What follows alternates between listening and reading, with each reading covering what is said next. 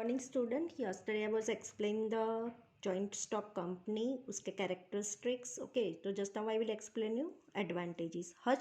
First number है Hutch Capital Fund. A company divides its capital into small fractions. Attractions to purchase more number of shares always remain because voting right is per share. As a result, company can raise large capital. Okay, advantages पे characteristic की तरह ही होते हैं. यहाँ पे huge capital fund जो होता है वो ये बात सही है कि कंपनी में जो भी कैपिटल भी कोई भी लिमिट होती नहीं है. कैपिटल यहाँ पे बहुत ज़्यादा होता है. कंपनी को जो भी कैपिटल चाहिए वो कहाँ से कलेक्ट करता है? अपने कैपिटल के जो छोटे छोटे फ्रैक्शन के डिवाइडेड किए शेयर्स के थ्रू वो पब्लिकली अपना कैपिटल कलेक्ट करती है.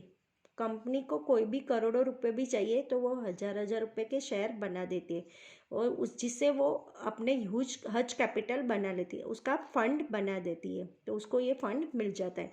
Easy transfer to shares. यहाँ पे हमने पहले भी पढ़ा था कि the member of the company can sell shares and get money whenever he desires and can purchase shares as required due to easy purchase and sale of share in a recognized stock exchange, although restrictions is laid down of the transfer of share of a private company. है ना.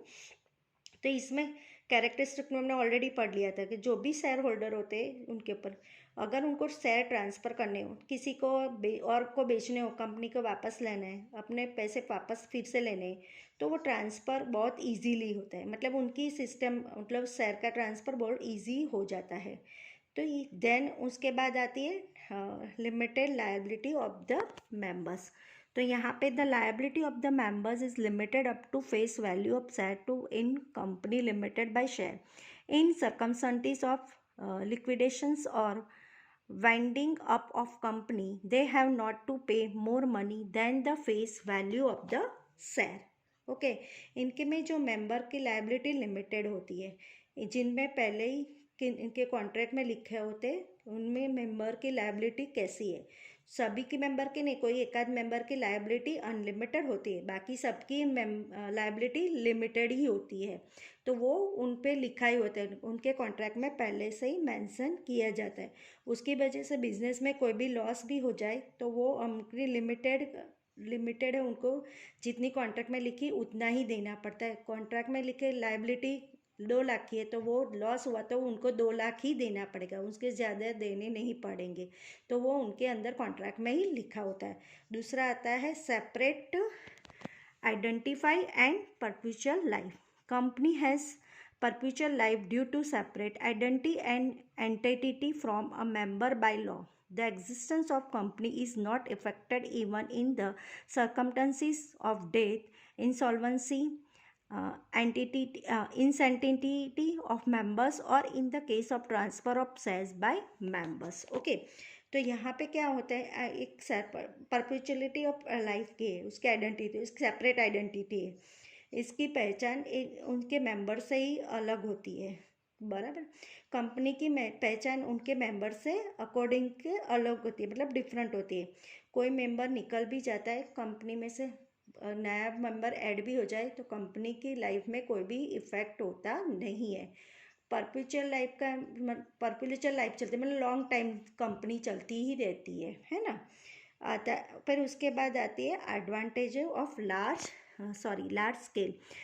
scale purchase scale and productions are possible for the benefits of large scale productions is obtained at low cost due to large capital fund, modern machineries, expert services, research, etc. Hence company is considered as an engine of economic growth. Okay, तो यहाँ पे एक advantages भी हमने पहले ही समझा था कि इसमें कोई भी तरह का परचेज सेल प्रोडक्शन होता हो, कोई भी तरह के यहाँ पे वर्क होता है, उसके यहाँ पे लार्ज स्केल में ही होता है कोई भी काम।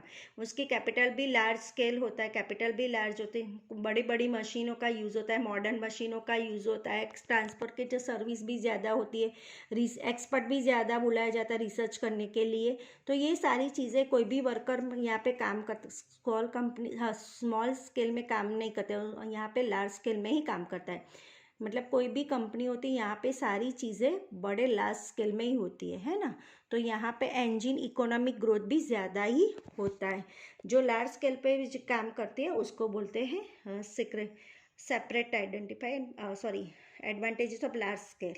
उसके बाद आता है efficient management of company becomes professional and efficient due to expert services and efficient directors. Okay, मतलब जो परफेक्ट होते हैं, जिसमें मैनेजमेंट में जो भी मिलकर नहीं करते, स्पेशल एक्सपर्ट को बुलाया जाता है, बोर्ड ऑफ डायरेक्टर्स रखे जाते हैं, मैनेजर्स रखे जाते हैं, तो वो सब डिसाइड करके कोई स्पेशल मतलब एक्सपर्ट को बुलाया जाता है, उसका मैनेजमेंट भी बहुत परफेक्ट होता है, इसमें कोई प्रॉब्लम आती नहीं। देन उसके बाद आता है democratic management. The company is managed democratically by elected representatives of members called directors. Decisions are taken by the majority in the general meeting of the members. Okay, तो यहाँ पे जो भी डिसीजन लिए जा रहा है मैनेजमेंट के जैसा होता है, डेमोक्रेटिक जैसा होता है। कोई भी डिसीजन लेना हो तो वो वोटिंग के थ्रू भी डिसीजन लिया जाता है, और उसके वोटिंग में जो भी मेजोरिटी आती है, जिसमें जो भी जिस चीज़ के लिए मेजोरिटी आती है, ये इसमें ज़्यादा लोग वोट दे रहे हैं तो ये डिसीजन उसमें लेना चाहे तो वो डिसीजन उसी के हिसाब से ही लिया जाता है। मैनेजमेंट भी डेमोक्रेटिक का ही होता है।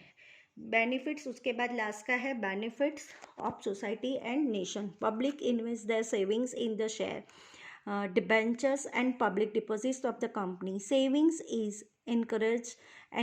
They receive dividend and interest as income on investment. Advantages of large scale production are also available to the society. Employment opportunities increase. Some companies spend a part of profit for the benefits of society like art, garden, school, college, playground, etc. Provides many facilities voluntarily to the employees too. Companies pay the crore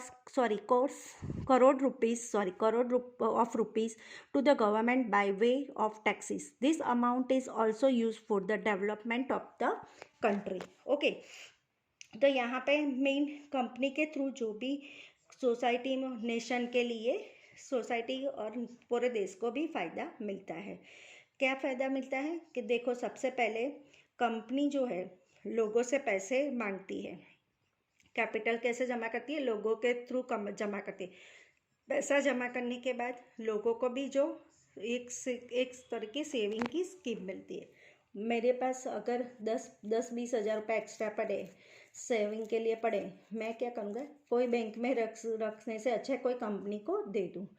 Reliance company के share खरीद लो, company का मतलब उसके share खरीद लेना, उसके बाद share खरीद लूँगा, कोई भी कंपनी के शेयर खरीदना, उससे जो भी मुझे बेनिफिट मिलेंगे, अगर कंपनी अच्छा, तो कंपनी जितना इंटरेस्ट भी बैंक से भी ज़्यादा देगी, है ना, शेयर का। और अगर उसके शेयर की प्राइस बढ़ गई तो मुझे, आप तो ना शेयर मार्केट को बारे में पता होगा कि हर कंपनी के शेयर के भाव उतार चढ़ाव होते हैं। जिसके शेयर कंपनी ज़्यादा प्रॉफिट करती है तो वो कंपनी के शेयर के भाव ज़्यादा बढ़ जाते हैं। अगर मैंने 100 रुपये का परचेस किए शेयर, तो फिर 100 शेयर खरीदे, उसके बाद उसके शेयर के प्राइस बढ़ गई, जैसे 1 शेयर के प्राइस 500 हो गई, तो मुझे कितने सारे 5 गुना बेनिफिट मिल जाएगा, है ना। तो वो सारी चीज़ें हम शेयर के साथ कंपनी के थ्रू बढ़ जाता है। तो वो मतलब कोई भी बेनिफिट्स हमको शेयर की कीमत, मतलब ज़्यादा कीमत हमारे शेयर की हो गए तो हमको एक दिन में 5 गुना फ़ायदा हो गया ना। तो ये से बेनिफिट शेयर कंपनी के मतलब बेनिफिट्स मिल रहा है। कंपनी के जो फ़ायदे होते हैं, मतलब एनकरेजमेंट, हमको सोसाइटी एनकरेजमेंट देती है, कंपनी को भी फ़ायदा होता है, सोसाइटी को भी फ़ायदा होता है। कंपनी है जो अलग अलग जगह पे भी एम्प्लॉयमेंट को क्रिएट ही करती है, जैसे आर्ट है, गार्डन है, स्कूल है, कॉलेज है, प्लेग्राउंड, ऐसे हज़ारों लोगों को नौकरियां देती है। इसमें कुछ भी मतलब सरकार के लिए भी फ़ायदा होती है, उसको बहुत सारी फैसिलिटीज़ देती थी। कंपनी के लिए अपनी एडवर्टाइज के लिए अलग अलग जगह पे स्कूलों तैयार करती है, कॉलेजों तैयार करती है, छोटे हॉस्पिटल बनाती है, गार्डन्स बनाती है, उनकी एडवर्टाइजमेंट करते हैं। वो कंपनी का नाम लिखा, जैसे हमने देखा L&T सर्कल, तो L&T कंपनी ने कैसा अपना सर्कल बनाया बड़ौदा के अंदर, तो वो कंपनी ने अपनी एडवर्टाइजमेंट ही की है ना एक तरह की। तो मतलब ये सारी चीज़ें यहाँ पे होती है, तो benefits to society and nation में आता है। ओके स्टूडेंट्स, तो यहाँ पे उसके एडवांटेजेस ख़त्म होते हैं, मतलब उससे बहुत सारे बेनिफिट्स मिलते हैं। अब next video I will explain you limitation. Okay, thank you.